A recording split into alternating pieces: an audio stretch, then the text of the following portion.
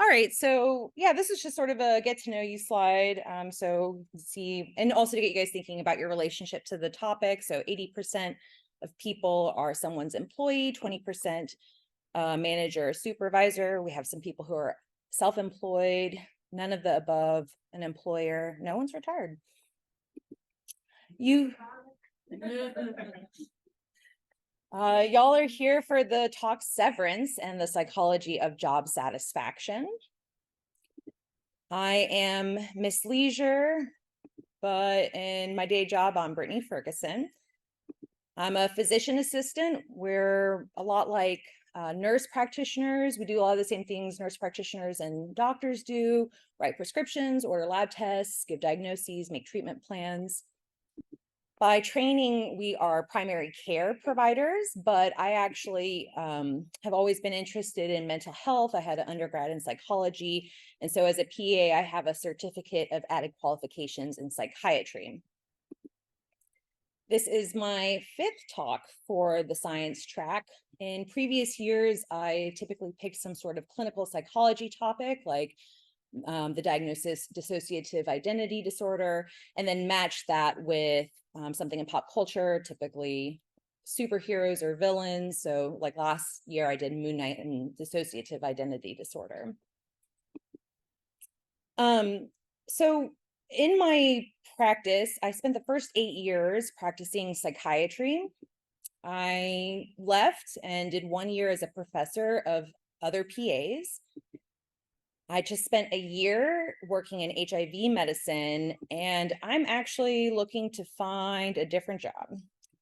It's a benefit of being a PA that we can switch around from specialty to specialty, but I'm just bringing this up because basically I'm not satisfied with my job. I may never be satisfied with my job. I have spent a lot of time thinking about my chronic job dissatisfaction. In fact, I have directed 2 short form plays for the Center for Puppetry Arts, exploring my chronic job dissatisfaction. The second one with the cog in the machine and the trash, I was really like on a high. Everyone was like, yes, totally, fuck the man, you know. And then it was over and I went to work the next day, and I was pretty sad. It was a not insignificant amount of sadness for a couple of weeks there. And so I say all this to say, you know, what are the objectives of today's talk? Really, the main reason I'm giving this talk is because I needed more space to address my personal struggle to maintain job satisfaction. Don't worry, you don't have to psychotherapize me today, but we have some agenda items that we will discuss. So we'll review the premise of Severance, explore the history of the work-life balance, introduce the field of industrial/organizational psychology, highlight job satisfaction as it's represented in the Apple TV show, and save some time for a Q&A. So slight spoiler warning. I'm mostly going to limit my spoilers to the first 2 episodes of the TV show, nothing like, you know, big for like the big, I don't know, antithesis or the big conflict of the story is going to come out in this talk. Also, spoiler warning, I did not find a magic pill to job satisfaction. So I know. So if that's what you were hoping for with this talk, just lower your expectations, please. All right, so getting into the show, Severance. It was created by Dan Erickson and directed by Ben Stiller and Aoife McArdle. It's on Apple TV. And we primarily follow 4 protagonists. We got Irving, Dylan, Heliar, and Mark S. They all work for a biotech company called Lumen, which in this world has been around since the 1800s. And they have all undergone the procedure colloquially known as severance, where a little doohickey is taken and via a needle through the cranium inserted somewhere in the brain, effectively splitting the person into two different personas. When they go down the elevator to the basement floor of Lumen Industries, they assume the identity of their innie, which really only has the memories of how long they've been a severed employee. And this innie has recollections of what goes on at work, but they have no memory of who they are on the outside world. And the same is true for the opposite. So the outie has no shared memories with the innie. They have no idea what they do at work, what goes on once they go down that basement floor. So we get to hear Mark S. early on explain to Heliar what this severance procedure is about. He says, I understand you're confused about the severance procedure, but before we hop on that, let's chat about something I bet you have heard of, the work-life balance. To start, imagine yourself as a seesaw. We don't get to hear the rest of that because Heliar throws a microphone at his head. He has to wear a cool band-aid for the rest of the episode. But that's what I want to start off talking about, is this idea of the work-life balance, which they're pitching is the whole reason to get this severance procedure. The idea of the work-life balance, we see it as early as 1938 with the Fair Labor Standards Act that established the 44-hour work week. But really, this is a colloquial phrase that started in the 1970s and 1980s. So we had the boomers being raised by a parental figure who wasn't making it home for dinner in time. Then we had Gen X latchkey kids. Both parents aren't making it home for dinner on time, having to cook yourself macaroni and cheese. And there's been a trend from PTO use, right? So it used to be that PTO was something that maybe you took, maybe you didn't. It was there if you needed it, as opposed to now with millennials. I'm a millennial. Typically PTO being seen as this is one of my benefits, and it is something 100% I'm going to use to, make sure that I'm doing the things that are meaningful and important to me. Things like maternity leave, paternity leave, parental leave, they're all in the spirit of having a work-life balance. So I guess, the question is the show positing that work-life balance equals work-life separation? Because for Mark S., we know early on that he has lost his wife and that he decides to undergo the severance procedure basically to get a break from having to process all of his grief so he can just go to work and not think about the loss of his wife. For Dylan, it isn't explicitly stated, but it is heavily insinuated that perhaps he's a bit of a workaholic, and the reason why he underwent the severance procedure is so that his work life wouldn't bleed into his personal life.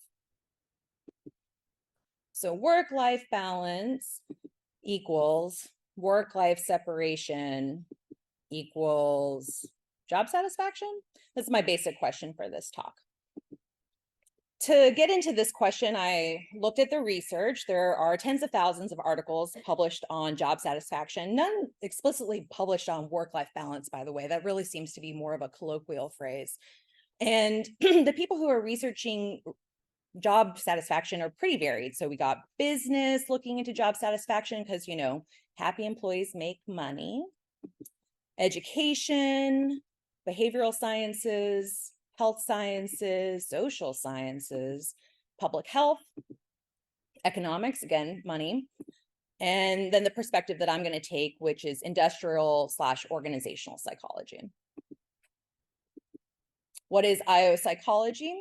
The first letter I, it stands for industrial. That has more to do with people. It's more of a specific, narrow perspective of the workplace. So looking at the people, the research on that side is interested in job design, recruitment, training personnel, and individual employee performance. Whereas the organizational side is more of a big picture. So processes, attitudes and behaviors of employees, stress, leadership, and culture. And job satisfaction is something that they look at when you look at an IO, like textbook, IO 101. Job satisfaction is like one chapter in a book of like 30 chapters. So it's not new. Clinical psychology got its start in the 1850s, and IO psychology was right after that in the early 1900s. And basically, what an IO psychologist does, if they're trying to pitch themselves to sort of a business, like, "Hey, hire me. This is why you need an IO psychologist for your organization," it's that people will work harder if you treat them nicely. Oh, and it's the right thing to do. So with that, let's jump into our next survey. Anyone who's already logged on, you should just be able to see the next question now, but you still have an opportunity to join. And again, this is completely anonymous. So how satisfied are you with your work? And for the purposes of this, anyone who is not employed or self-employed, if you would please pick not applicable, it's just for the purposes of the talk.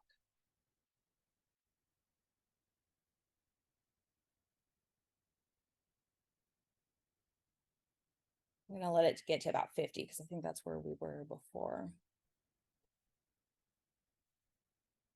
All right. Okay, so the majority of people who responded, 37% said they were somewhat satisfied. 22% said very satisfied. 22% not too satisfied. Thank you. Same. 10% not applicable. Extremely satisfied, 4%. Wow. And then not at all satisfied. Oh, wait, actually, that's me. Thank you, one other person. Okay, so for extremely satisfied and somewhat satisfied, that's about a 39% for this group of 71 people. So I want y'all to guess, if we took this survey and we took it to, all Americans, and we asked, yes or no, are you either extremely satisfied or very satisfied with your work? What would you guys guess? 40%? Sounds about right. Anyone else? 20. Okay, I'm hearing some 20s. Yeah, I mean, was any 15? Okay, thank you. Yeah. 2, right? It's like not just me. All right, so 51%. Yeah, 51%.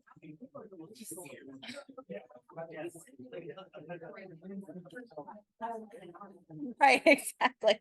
What are the specific circumstances of how this was delivered? We need more information. For me, this number is a little bit devastating. I look at this number and I'm like, yeah, Brittany, like 1 out of 2 of your fellow coworkers do not want to hear you bitch about job anymore. Like, just don't. It's like, not, the odds are not in your favor. But as my boyfriend pointed out to me, it's about half and half, right? So it's split. But still 51% extremely satisfied or very satisfied with their work. So what is job satisfaction? I decided to take a definition from Paul Spector. He's one of the main people that I referenced in this talk. He's a pretty to-do industrial organizational psychologist, publishes all the books that become the 101 textbooks. And he says that job satisfaction is the degree to which people like their jobs. You might have noticed that with that definition and with the survey we just took, what we weren't talking about was the difference between job dissatisfaction and job satisfaction, right? So Heliar being on the end of dissatisfaction to Mark S being satisfied. No, when IO psychologists are looking at this, they're not typically looking at both of those things at the same time. They're evaluating those items separately. Instead, we have a Likert scale starting at not at all satisfied, still Heliar, to extremely satisfied, more like Irving. And that leaves Mark S somewhere in the middle. A lot of this research was like, what isn't job satisfaction? I'm going to talk mostly about what is job satisfaction and how do IO psychologists evaluate it. So what is job satisfaction? Well, part of it is our thoughts about our job. What are the specific things we think about it versus our affect? Do we like it? Do we not like it? Thoughts are more, specific strings of words like, I think my boss is helpful versus I like my boss. And for the most part, IO psychologists are measuring the affect part. They're saying, how satisfied to not sat or to very satisfied are you? And the quiz that we just took, or the survey we just took, that was looking at a global perspective of job satisfaction, just to what extent are you satisfied? But we can also try and look at the facets that comprise of job satisfaction. So are your employees happy? To what extent? And then what are some of the things that may or may not be going well? So what do you guys think? Just shout it out. What facets or what factors are important to job satisfaction? Hey, okay. Commute, respect, meaning pride in your work, collaboration, coworkers, recognition. Job satisfaction. You love that. All right, all right. How cool the thing is that you're working on. Schedule. Are you not going to say psychological safety, Dan? Psychological safety. Oh, thank you. We're not going to talk about that, but that's what is it? Autonomy. Yeah. Things change. How often things change. Okay. Yeah. Stability. What? Diversity, equity, inclusion. Boundaries, not being asked to work outside of your normal schedule. The work-life separation. So we're not going to talk about all of those. I love everything that you said is something that has been researched. When I was looking into this, I found the Job Descriptive Index, which is the most popular survey among researchers, and it is the most validated scale. They actually only look at, you want to guess how many facets they look at? 5. Yeah, they only look at 5 facets. So those facets are work, like the work itself, promotion opportunities, pay, supervision, and coworkers. We can look at one more, the job satisfaction survey. This one's done by Paul Spector. So he looks at the same 5, but then adds fringe benefits, communication, and security. For the purposes of this talk, I'm just going to look at a couple in the context of Severance. So starting off, we have the work environment, and Severance, it's a pretty large room with very small area for cubicles, incredibly bright overhead lights, and I'm pretty sure that ticks everybody's box off for the best sort of place to work.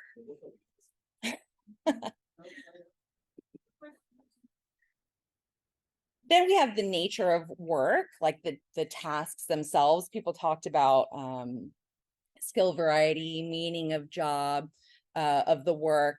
And so, for our macro data refiners, basically what they do all day is they click around searching on numbers and see if they make them feel sad or happy or scared or raged, and sort them into the appropriate box. And who do we know loves the work itself? Who would rate this very highly as it contributes to their job satisfaction in our show? Who? Dylan. Did someone say Irving though? Irving. Yeah, okay. I was thinking mostly Dylan. It may be more the rewards that he's after. But for certain, we also hear Irving talk about how the work is important and mysterious. Not only Irving, also Mark S. says it at one point. So 3 out of 4, they're really into the work itself. In terms of pay, presumably the outies get paid, a salary. The innies, not so much. What they get is incentives. And so when a macro data refiner completes 10% of their refinement, they get a eraser. 25% they get finger traps. 75% you get a music dance experience. And 100% a embarrassing large amount of caricature portraits in the case of Dylan. Also, the macro data refiner who completes their quarterly quota earns a waffle party. And for his whole team or her whole team, they win a pre-waffle party egg bar social. In terms of fringe benefits, we're talking about things like PTO, 401k. Presumably the Audis get that. For the innies, though, what are you guys thinking? What do they get? Well, I was thinking maybe like a wellness session with Miss Casey. For promotion opportunities, I'm not really sure if the Audis get that because we do see Mark S get a promotion, but I'm not sure that we ever see his Audi become aware of that fact. Like he doesn't even actually know what he does down there. Yeah, right. Like he just make him work harder and he doesn't get any more money. Yeah. For coworkers, the Audis don't get to experience the community downstairs, but the innies do, and we know our team becomes pretty tight toward the end.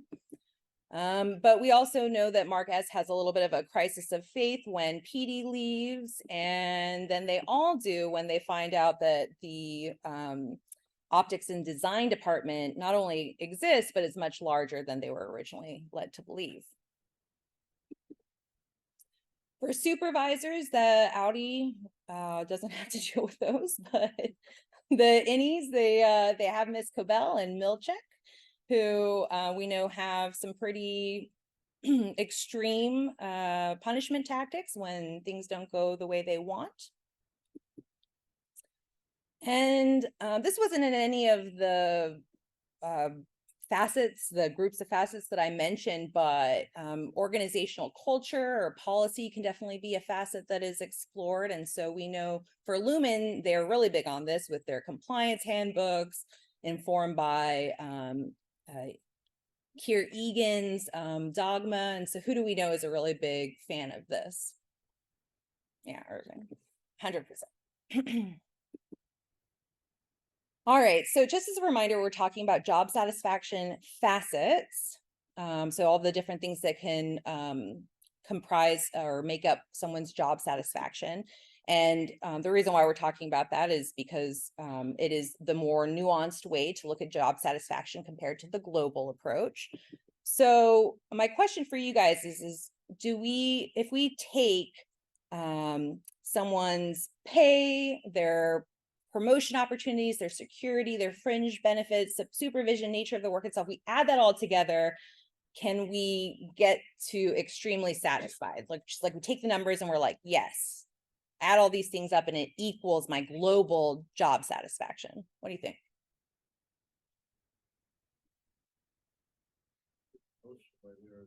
Depends on the type of work itself. You echoes everything except for the type of work itself. You can make it pretty extremely satisfied, in my opinion. But if you have like $1 billion pay and all your health care taken care of, you can be extremely satisfied. The only thing you might be able to do is if they can have enough money to buy the stuff that they would like to be working on. Okay, so you're sort of like, you can have all this money and then are you able to buy the stuff you're working on? I heard someone say sort of. All right. Yeah, let's.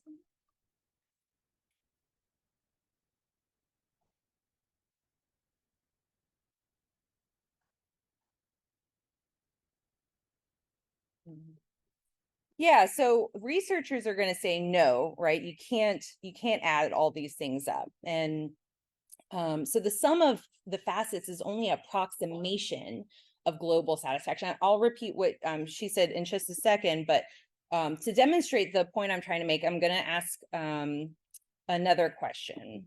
So which of the following is the most important to your job satisfaction?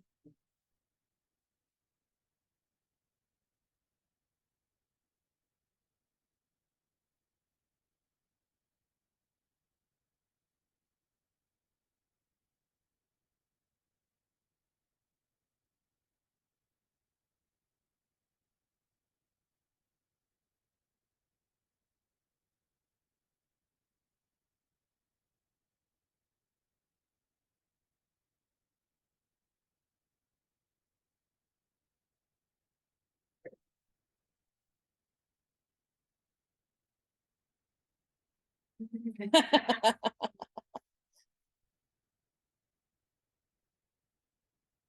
was difficult.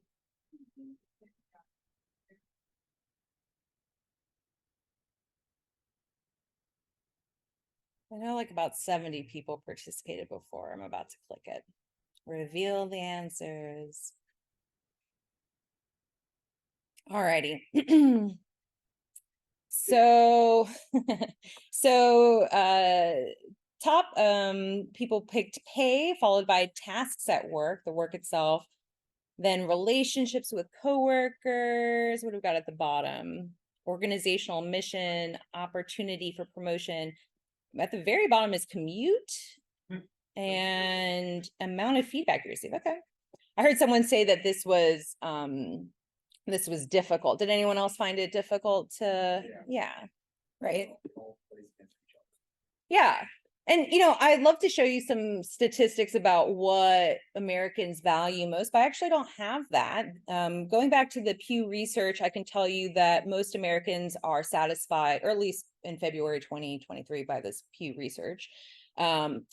Most Americans were satisfied with the relationships with their coworkers and their supervisors, but not how much they were paid or the opportunities for promotion at work. That doesn't tell us anything about what is most important to them, though. And so, why is the sum of facets an approximation of global satisfaction? Why? You want to say what you said back there again? Oh, yeah, thinking about question, about what they value, and so that has more weight than overall. Yeah. So people value things differently. There was an old book back in 1991 called When Americans Told the Truth. And it looks at that kind of material on there that you're working with it, what people really believe about almost everything that really matters. It was a nice book I read a long time ago, and it gave me a few points on what people really expect and really want. Yeah. So people value things differently. People value multiple things. Like I think you said that it was hard to just pick one, right? And then also our values change. So what matters to me today is different than what matters to me 5 years ago. It's going to be different than what matters to me in 5 years from now. We are wrapping close to when my time is going to be done. And I want to acknowledge the things that I wasn't able to talk about today. I mean, this is a huge topic. So things that I wasn't able to talk about today is the minimum money needed to survive. If you're not making that, we can't really talk about these other aspects of job satisfaction. We didn't have time to talk about the general principles of happiness or how the happiest country in the world, Denmark, doesn't even talk about their careers. You can live next to someone for 30 years and never know what they do for a living. We didn't have time to talk about personality. That was something that was of personal interest to mine, just because I remember I had a friend who is a psychologist, and she came up to me one day and she's like, Brittany, my boards told me that job dissatisfaction is a stable personality trait. And I was like, oh, damn, I'm screwed. Not necessarily true. Personality can contribute to job satisfaction, job dissatisfaction, but we don't have time for that today. We also haven't talked about burnout, but this is so important that I think actually I need to make some time for it. So what's burnout?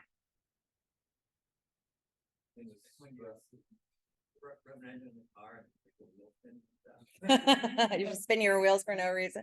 Yeah, so I didn't know what burnout was. I thought I did, but I didn't really know what burnout was until about 2 years ago. So prior to 2 years ago, I thought burnout equaled cynicism. Like I would look at some of my coworkers and they'd be like blaming patients for not taking their medicines. And I was just like, nope, that's not me. That's never going to be me. I'm not burnt out. I'm just miserable. So the burnout is actually a constellation of symptoms. And so in addition to cynicism, there's mood dysregulation. One of the ways I think about this is actually like decreased stress tolerance. And that's was a big thing for me when I was burnt out, just things that normally wouldn't have fazed me. I'm like crying in the bathroom. low energy, poor concentration, bodily symptoms like aches, pains, muscle tensions, headaches, and insomnia.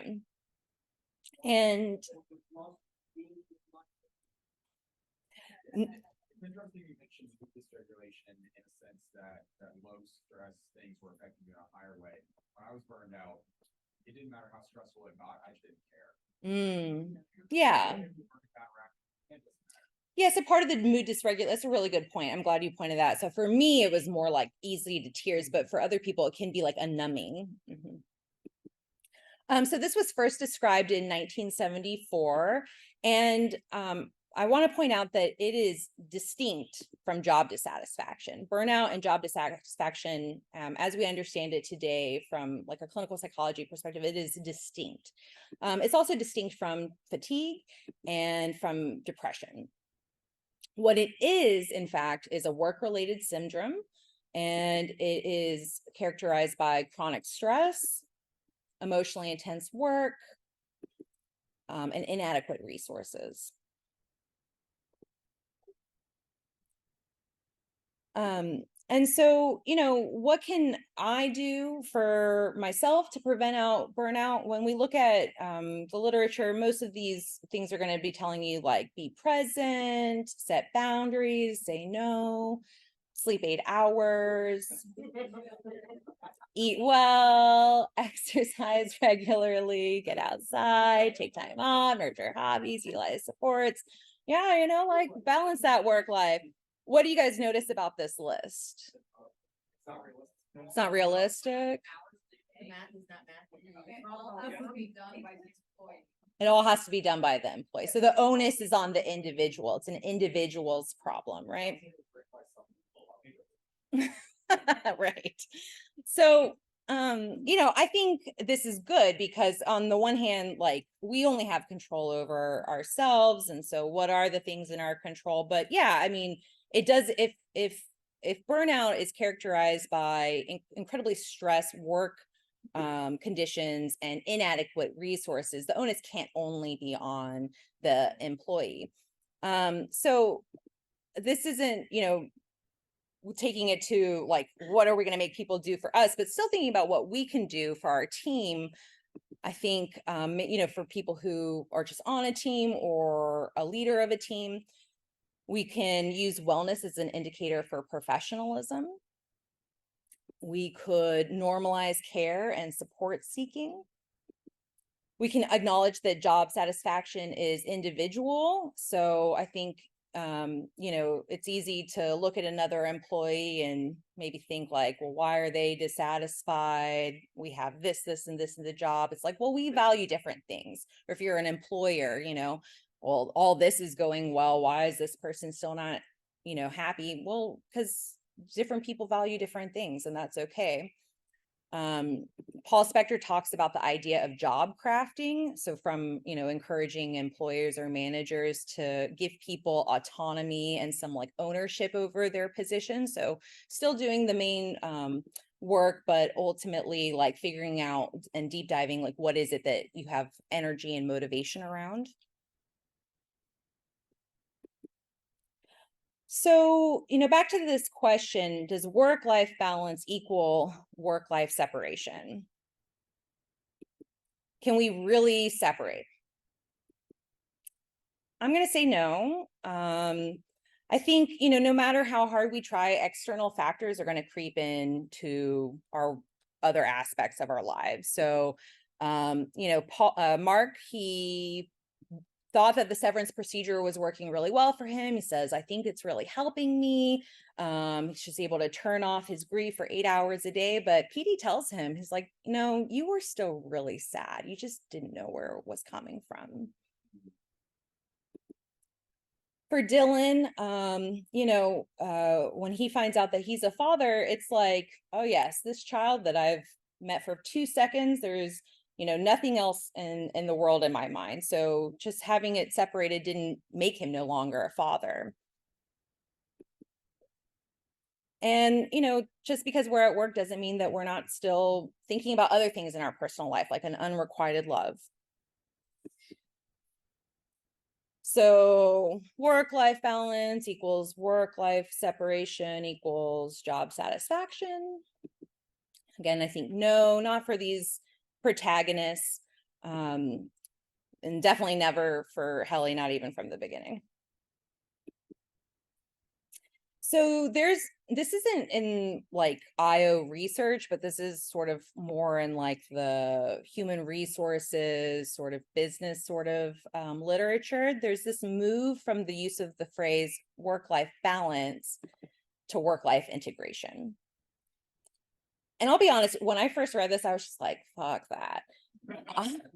I'm like all about my work-life separation. I'm the sort of person where it's like if a coworker texts me about something innocuous on a Saturday, I'm waiting until Monday morning at 8 a.m. to respond to that, like, because you need to know that I am not available.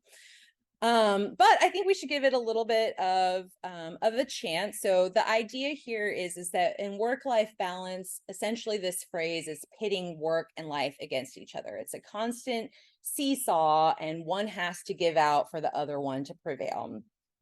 Well, whereas with the word work-life integration, unfortunately, most of us aren't going to be, independently wealthy and no longer need to work. So if we must, then how can we have our work and our life sort of coincide in a way that is personally meaningful and helps us live our best lives? Because sometimes I don't get good sleep and it's outside of my control, and I need my job and my coworkers to not expect, give me some grace and not expect me to be 100% every single day. I'm sorry I didn't smile and say good morning. I'm literally half asleep. And if our sister is pregnant, about to have her baby, it's probably pretty important to us that we make it. So what can I do? What can you do? What can we do in the spirit of work-life integration, job satisfaction? Really, all of my talks are about battling stigma. I think if we can put a word to our experiences and speak it out loud and have someone hear that, that's not nothing. And it's when we don't talk about things that shame comes in, and really we're never alone. So we can educate ourselves, we can educate others. The key takeaways I hope you guys take from today are that job satisfaction is individual. It's a process. And then this one's really for me. It's for everyone, but just because I am dissatisfied in my work right now doesn't mean that that can't change. Job satisfaction can change. These are my references. Just kidding, these are my references. And a special thank you to Dan Upshaw, raise your hand. Hetty White. Amanda Plum isn't here, but my person Ed Whalen is. They had to listen to me give this talk a couple of times. I appreciate y'all for helping me. And with that, it's time for our Q&A. I also have my QR code up here. This is like a little link where it has all the things that I do, and I'll put the recording of this talk on there. So if you missed a picture and you want to look at the slides later, it'll be up there on YouTube. It has all my old presentations, except for the first one.